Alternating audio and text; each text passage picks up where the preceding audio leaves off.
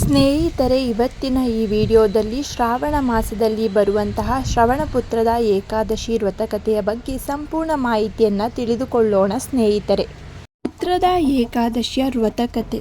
ಭವಿಷ್ಯ ಪುರಾಣದ ಪ್ರಕಾರ ಹಿಂದೆ ಮಾಹಿಷ್ಮತಿ ಎಂಬ ನಗರದಲ್ಲಿ ಮಹಿಜೀತ ಎಂಬ ಧರ್ಮನಿಷ್ಠ ರಾಜನು ಆಳ್ವಿಕೆ ನಡೆಸುತ್ತಿದ್ದನು. ಅವನು ನ್ಯಾಯವಂತನಾಗಿದ್ದನು, ದಾನ ಧರ್ಮಗಳನ್ನು ಮಾಡುತ್ತಿದ್ದರು.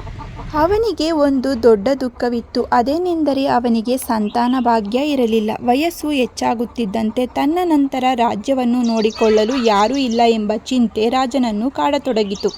ಆಗ ಒಂದು ದಿನ ರಾಜನು ತನ್ನ ರಾಜ್ಯದ ಪುರೋಹಿತರು ಮತ್ತು ಋಷಿಗಳು ಹಾಗೂ ಪ್ರಜೆಗಳ ಮುಂದೆ ತನ್ನ ದುಃಖವನ್ನು ಹೇಳಿಕೊಂಡನು. ಆಗ ಎಲ್ಲರೂ ಸೇರಿ ಮಹಾ ತಪಸ್ವಿಯಾದ ಲೋಮೇಶ ಮಹರ್ಷಿಗಳನ್ನು ಭೇಟಿಯಾಗಿ ಪರಿಹಾರ ಕೇಳಿದರು. ಲೋಮೇಶ ಮಹರ್ಷಿಗಳು ತಮ್ಮ ದಿವ್ಯ ದೃಷ್ಟಿಯಿಂದ ರಾಜನ ಪೂರ್ವಜನ್ಮವನ್ನು ಕಂಡರು.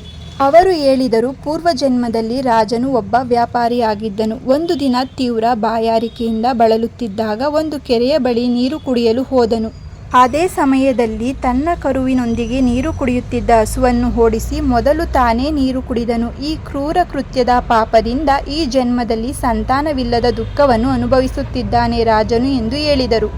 ಈ ಪಾಪಕ್ಕೆ ಪರಿಹಾರವಾಗಿ ಶ್ರಾವಣ ಮಾಸದ ಶುಕ್ಲ ಪಕ್ಷದ ಪುತ್ರದ ಏಕಾದಶಿ ವ್ರತವನ್ನು ಭಕ್ತಿಯಿಂದ ಆಚರಿಸಲು ಮಹರ್ಷಿಗಳು ಸೂಚಿಸಿದರು.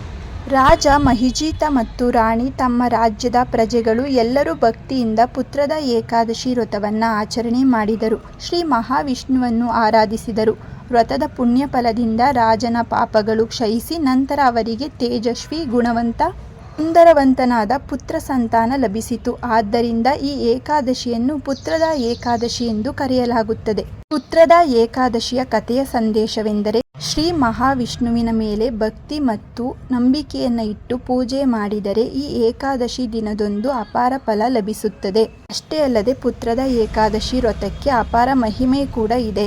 ಭಕ್ತರು ಭಕ್ತಿಯಿಂದ ಈ ವ್ರತವನ್ನು ಆಚರಿಸಿದರೆ ಪಾಪಕ್ಷಯ, ಸಂತಾನ ಭಾಗ್ಯ, ಕುಟುಂಬದಲ್ಲಿ ಸುಖ, ಶಾಂತಿ ಹಾಗೂ ವಿಷ್ಣುವಿನ ಕೃಪೆ ಲಭಿಸುತ್ತದೆ. ದಯೆ, ಕರುಣೆ ಮತ್ತು ಎಲ್ಲ ಜೀವಿಗಳ ಮೇಲೆ ಪ್ರೀತಿಯಿಂದ ವರ್ತಿಸಬೇಕು ಎಂಬ ಸಂದೇಶವನ್ನು ಈ ಕಥೆ ಹೇಳುತ್ತದೆ.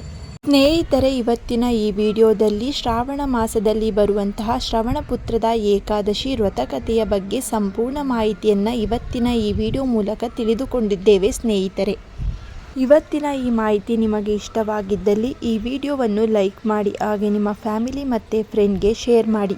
ಇದೇ ರೀತಿಯ ಮತ್ತಷ್ಟು ಮಾಹಿತಿಗಾಗಿ ನಮ್ಮ ಚಾನಲನ್ನು ಸಬ್ಸ್ಕ್ರೈಬ್ ಮಾಡಿಕೊಳ್ಳಿ. ಮತ್ತೆ ಸಿಗೋಣ ಮತ್ತೊಂದು ಮಾಹಿತಿಯ ಮೂಲಕ. ಎಲ್ಲರಿಗೂ ಧನ್ಯವಾದಗಳು.